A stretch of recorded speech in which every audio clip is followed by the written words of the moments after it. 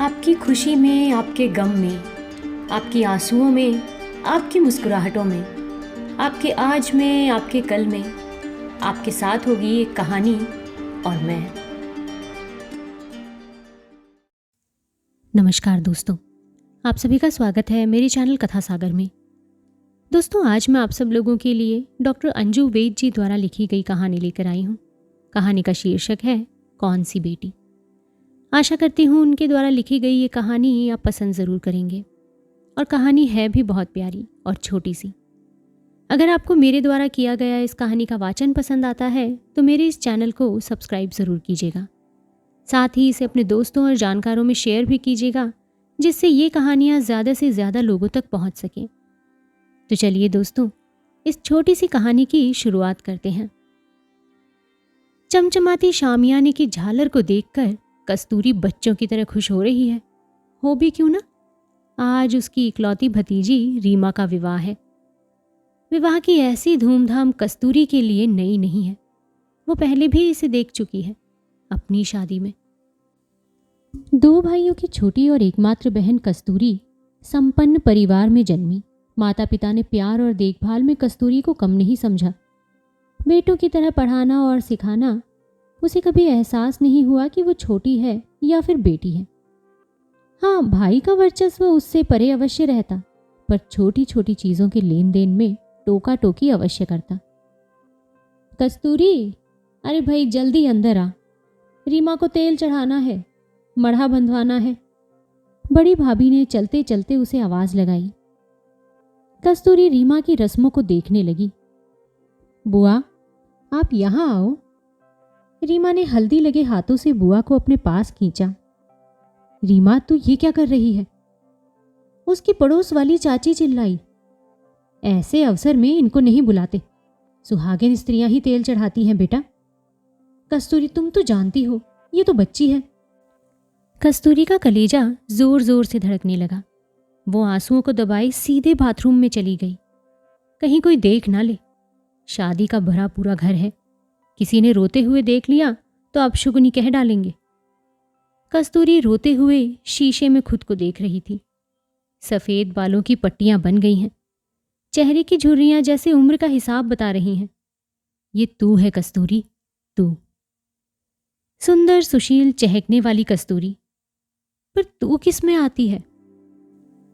विधवा तू नहीं है, तेरा पति तो जीवित है, फिर तू उसे छोड़कर आई है। उसने तो कहा था कि घर चल, तेरे भाइयों ने नहीं सुनी। कस्तूरी शीशे से ऐसे बात कर रही थी जैसे कोई सगा हो। ये तो वो रोज करती है। माँ को गए 5 वर्ष हो गए, बाबूजी भी 2 वर्ष पहले चले गए। अब कस्तूरी बिल्कुल अकेली है। अकेली नहीं, तू है ना, कस्तूरी की सहेली कस्तूरी। फिर से शीशे में देखकर कस्तूरी हंसी। आंसुओं को पोंछकर कस्तूरी बाहर आई और वापस कामकाज में लग गई। संध्या होने वाली है। रीमा की विवाह की रस्में लगभग समाप्ति की ओर हैं।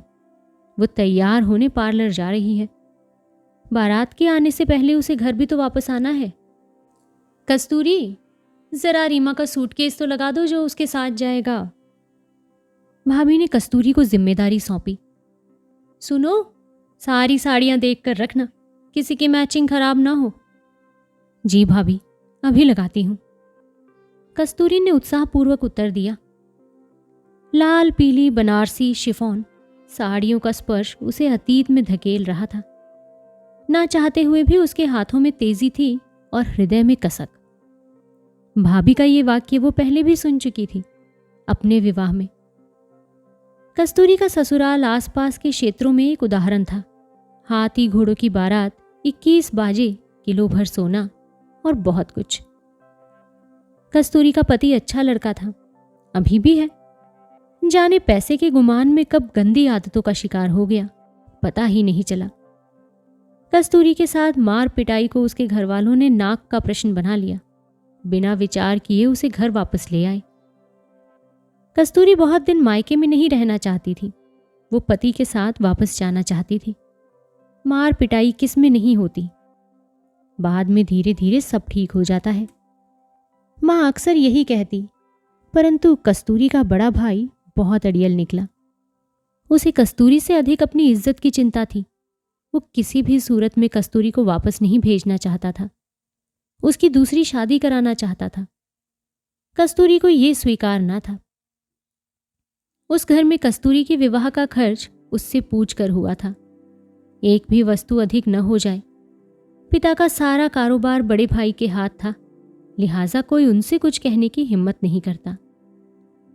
शादी अच्छे घर में कर रहे हैं और क्या बेच दें अपने आप को? भाई ने गुस्से में बहुत बार इसे दोहराया है। रीमा की माँ, अरे वो गिन्नियाँ लाओ जो फेरों पर देनी है। कस्तूरी के कानों में बड़े भाई का स्वर सुनाई दिया। कस्तूरी ने देखा रीमा पार्लर से वापस आ गई। कितनी सुंदर लग रही है रीमा हमारी, लाल हरे लहंगे में। अप्सरा को भी मात दे दे, ऐसी लग रही है। पड़ोस वाली चाची बोली, जी चाची, सचमुच बहुत सुंदर। कस्तूरी ने लहंगे का वर्क देखा, डिजाइन देखा, कुछ भी नहीं बदला 20 सालों में। वो बुदबुदाई। कस्तूरी ने दौड़कर बक्से में रखा अपना शादी का लहंगा निकाला। ऐसा ही तो है वो भी, जरी का फर्क है। ये 5,000 का है और वो 5 लाख का। रीमा का विवाह संपन्न हो गया। डोली BMW कार में जा रही है जो उसके पिता ने बेटी को उपहार में दी है। रीमा की विदाई के बाद कस्तूरी बोझिल मन से अपने कमरे में चली गई। ये दुख रीमा के विदा होने का तो था, परंतु कुछ और भी उसे बेचैन कर रहा था।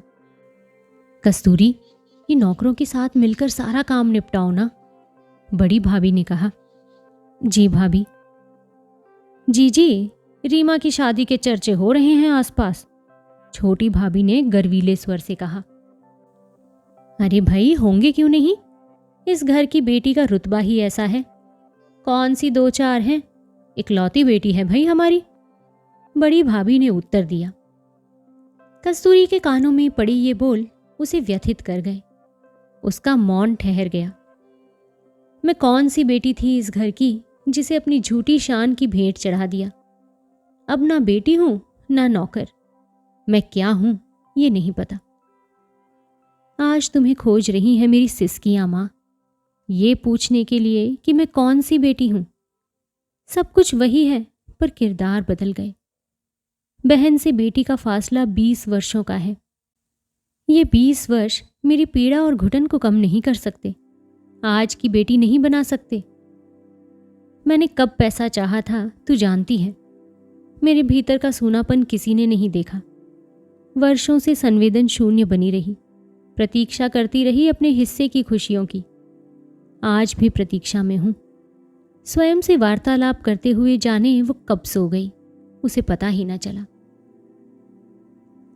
तो दोस्तों, आशा करती हूँ आपको आज की हमारी ये कहानी पसंद ज़रूर आई होगी। बेहद संवेदनशील कहानी थी ये, एक ऐसी महिला की जिसकी शादी एक अच्छे घर में की जाती है, लेकिन जिस प्रकार हम जानते हैं कि गरीबी में आदमी को मुसीबत का सामना करना पड़ता है, उसी प्रकार अमीरी अपने साथ अपनी ही किस्म की मुसीबतें लेकर आती है। कस्तूरी का ससुराल एक संपन्न परिवार था। उसका पति बेहद अमीर था, लेकिन ये अमीरी अपने साथ कई परेशानियां लेकर आई, खास करके कई बुरी आदतें, जिसकी वजह से वो कस्तूरी को आए दिन मारता पीटता था।